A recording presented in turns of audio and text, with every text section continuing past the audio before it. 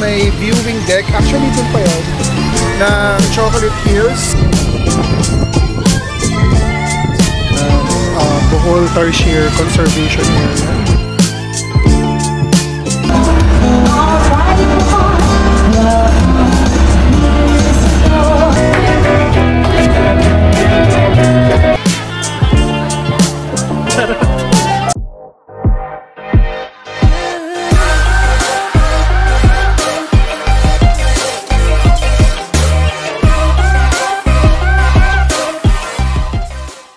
Hi guys! Day 2 of our Bohol adventure, and for today, ang itinerary natin is the countryside tours. So yung mga pupunta natin ngayon, nakasama sa package nyo yung Chocolate Hills, Tertiary, Man-made Forest, at saka yung floating restaurant.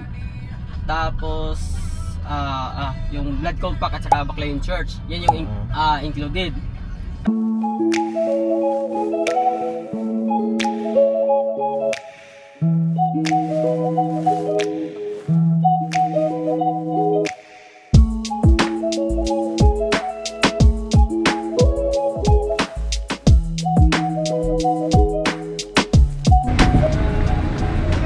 Guys, nandito kami sa Graham ATV and bug car rental. We just inquired kung how much. We'll check kung magkano ba yung mga rents dito, and we'll see what's good morning po available inside. So, 30 minutes go, 30 minutes come back driving around Chocolate Hills, and an ATV rate is 1,400 for package A, and then the double one is 2,800. And if you want package B is 1.5 hours, because after this area, continue diving going to mini forest. But ito forest ito is parang normal naman siya, but in this area, mas more on driving and more on adventure po yung marating ninyo. 1.5 hours go and back na rin po yun. So ATV magiging 1,800, and then double one magiging 3,600. So nag-avail kami ng ATV ride for an hour. It's 1,400 pesos.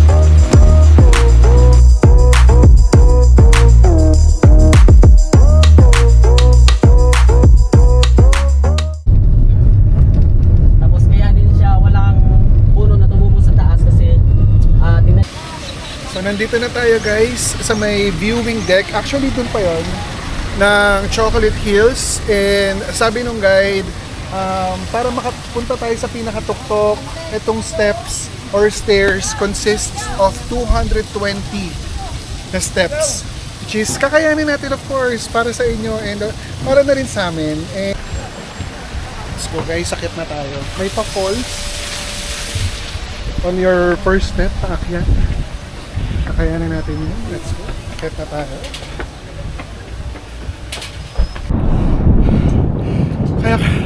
Kaya ko ng dire-diretso. Mahirap pala. Feeling ko naman nakaka 3/4 na tayo. Ayun na siya oh. Konti pa guys. Konti pa. Pero tingnan nyo. Look at the view. Guys, we made it on top of the viewing deck, and look at this majestic view. Sobrang ganda, sobrang hangin sa taas. Take a look. We can only see this before in our textbooks sa school. Right now, we're up here, appreciating it, looking at it directly, and based on the information, all of these hills, like let's say accumulative, they are like almost 1,200 right now. Well, I'm checking earlier if this is part of the 7 wonders of the world. Perhaps recognized as part of the 7 wonders of the world, or maybe one of the 7 wonders of nature. And sobrang ganda niya in person. Sobrang sarap makita.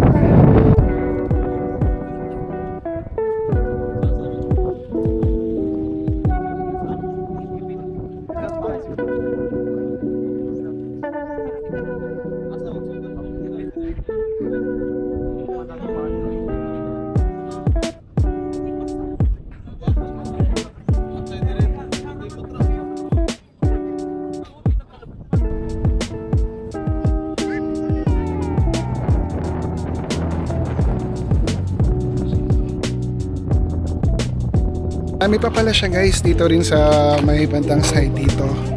Side doon sa pinuntahan natin. So ito yung viewing deck sa taas. Saan tayo nang galing. Pag bumaba kayo, marami pa. Marami pa siyang hills. Hi guys! Pwede ko na makalimutang sabihin. So, meron siyang 3 resting station habang paakyat ka sa viewing deck ng Chocolate Hills. Just like this for example. Nakita nyo naman kanina ang hirap. Nakakahingal talaga siya kung dire-diretsuhin nyo. Well, for my stamina, hindi ko na kaya. But I don't know about you guys. May 3 ganito. You guys can rest for a while. Hinga-hinga. Malamig ang hangin. Shaded. And then if you find your strength again, and okay na kayo to, walk and umakyat. Punta na ulit kayo sa stairs. Akyat na ulit.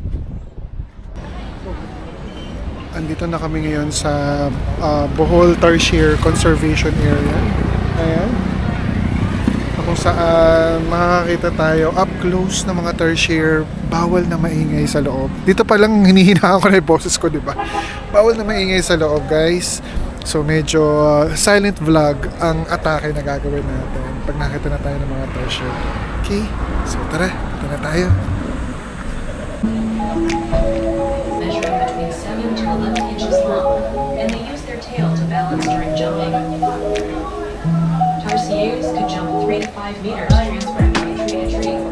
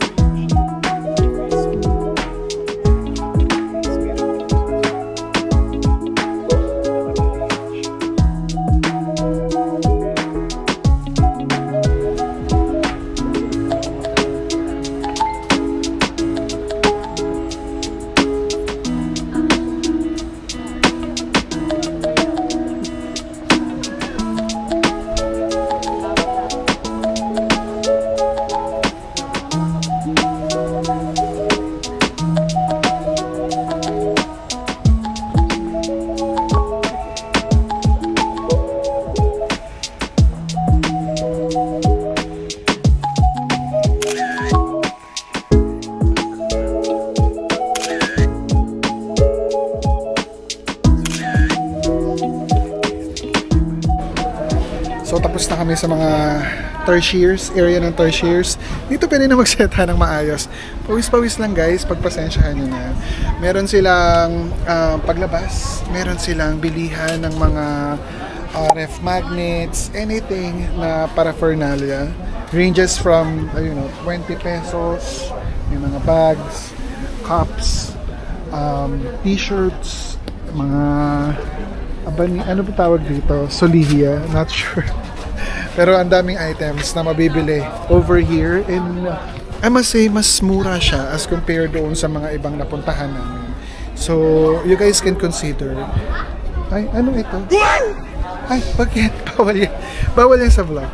So you guys can consider buying mga pasalubong dito kasi mas okay yung presyo niya as compared pag napunta na kayo ulit doon sa may Alona, sa may Panglao.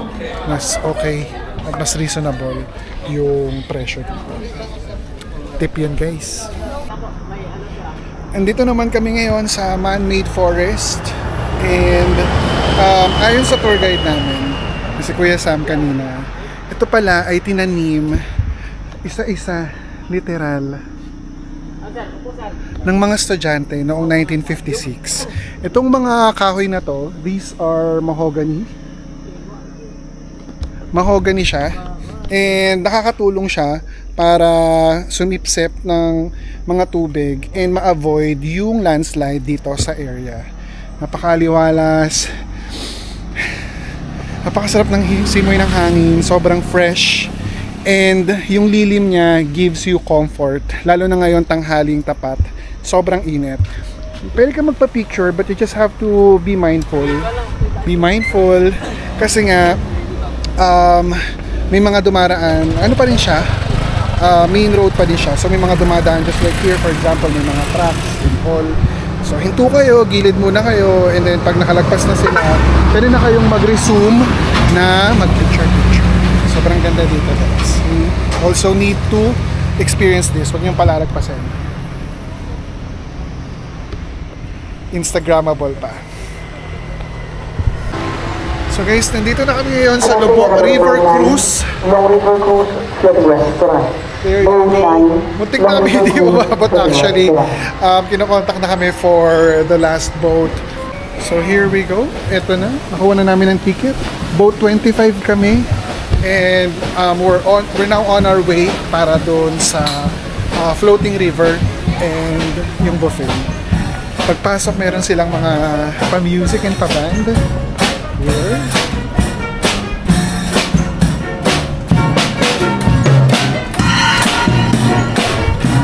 Super cool and super nice.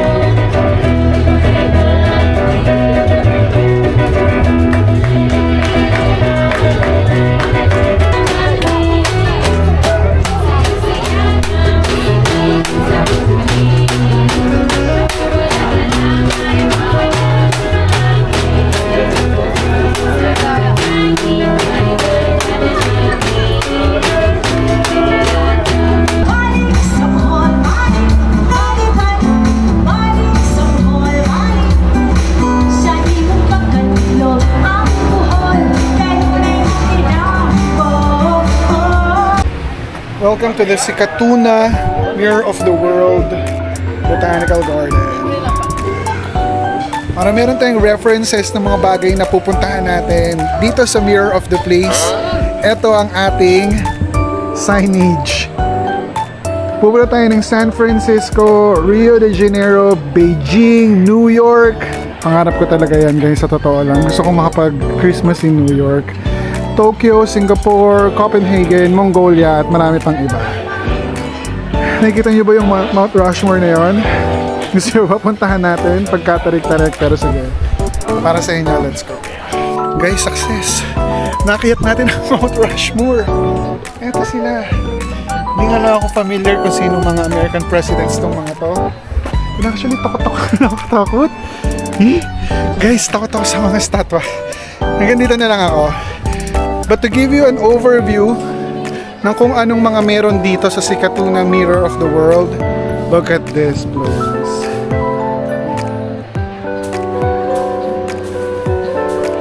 Nothing beats the Jetsu.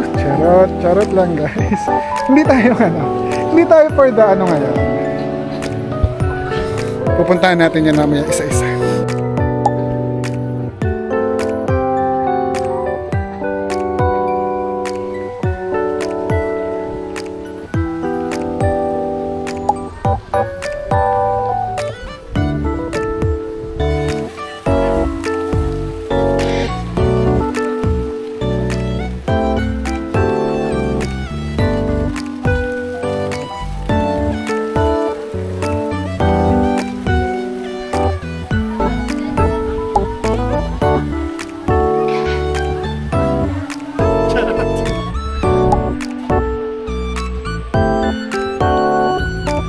Welcome to Brazil, Rio de Janeiro.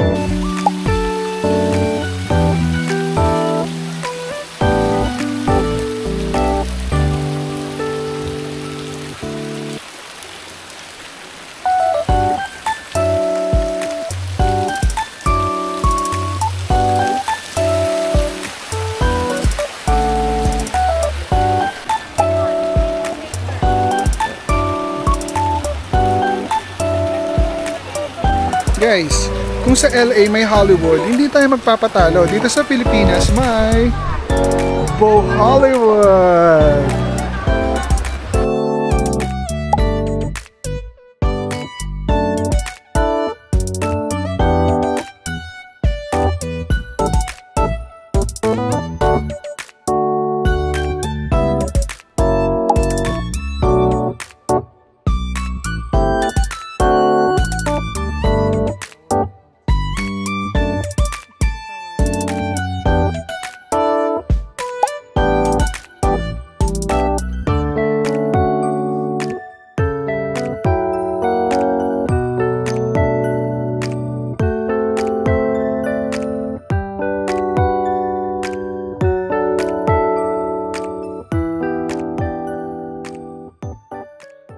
Andito tayo ngayon sa famous na Baclayon Church dito sa Bohol. Second sa pinakamatandang simbahan sa buong Pilipinas at isa sa mga matatandang simbahan dito sa Bohol. Nabuo siya noong 1595 and base doon sa tour guide namin, dahil nung panahon na yon wala pang mga simento, itong church ay ginawa using corals and egg white. Pero tingnan nyo naman kung gaano siya katibay. 1595 siya binuo, natapos ng 1727. So almost 100 years siyang in-establish. At ganito siya kalaki. Old style yung vibe nitong place. Parang panahon pa talaga ng Kastila yung construction. Pag pumunta ka dito, I remember yung mga lumang pelikula. Ganito siya, di ba? Panahon ng mga bayani natin, Gumburza, mga panahong sinasakop pa tayo ng mga praile. Ganito yung itsura ng lugar. And we're now on to our last stop ng countryside tour natin dito sa Bohol, kung saan nandito tayo ngayon sa Aproniana Gift Shop. Sa mga nababasa at mga napapanood ko rin na vlog, mas prefer nila na dito ka pumili if in case gusto mong mag-purchase ng mga souvenirs or food items, kasi mas mababa yung presyo as compared doon sa Alona Beach or other places na nagbibenta rin ng mga souvenirs. Pagpasok mo, ito, binigyan agad kami ng 10% 10% na discount. Hindi ko alam kung coupon ba to or whatever. 3% sa food items. So dito pa lang makakatipid ka na, lalo na kung marami ka nabibilan dito. So tingnan natin kung anong meron sa loob. And actually air conditioned. And malawak siya. Malawak at madami siyang items.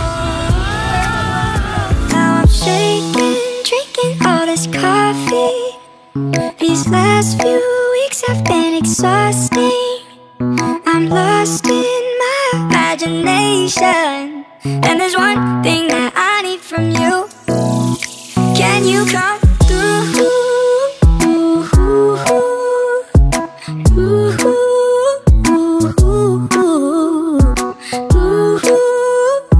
Yeah. And there's one thing that I need from you. Can you come through? Ain't got much to do. Too old for my hometown. Went to bed at noon. Couldn't put my phone down. Scrolling patiently.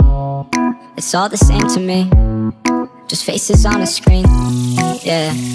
I'm trying to realize it's alright to not be fine on your own. Now I'm shaking, drinking all this coffee.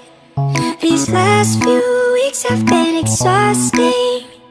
I'm lost in my imagination, and there's one thing that I need from you. Can you come through?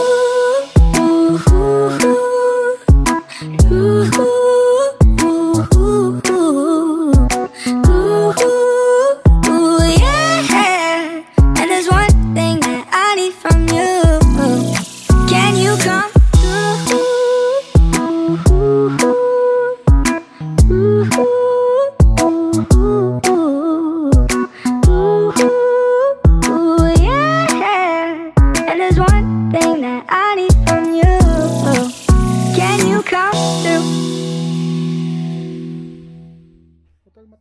Hi guys! Nandito na kami ngayon sa kwarto. Nakabalik na kami. Natapos ng countryside tour for today. And quick recap lang sa lahat ng pinuntahan natin. So pumunta tayo ng Sikatuna Mirror of the World. Ito yung maraming mga tourist spots all over the world in just one place na pwede mong ikutan. Chocolate Hills, yung Tarsier, yung mga small creatures, nocturnal creatures na visit natin. Man-made forest na napakaaliwalas.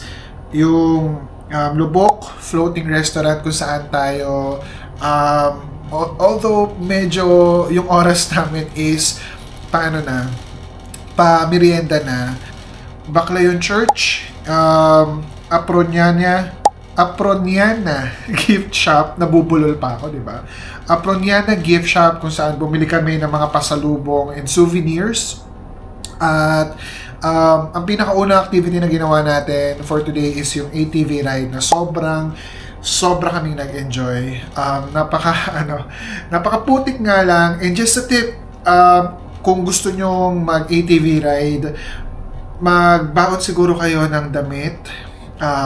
Marami kaming nakasabay na as in todo putik ang nangyari sa kanya kasi bumpy roads talaga, and aside from that, putik yung mga dadaanan nyo, natatalsik talaga.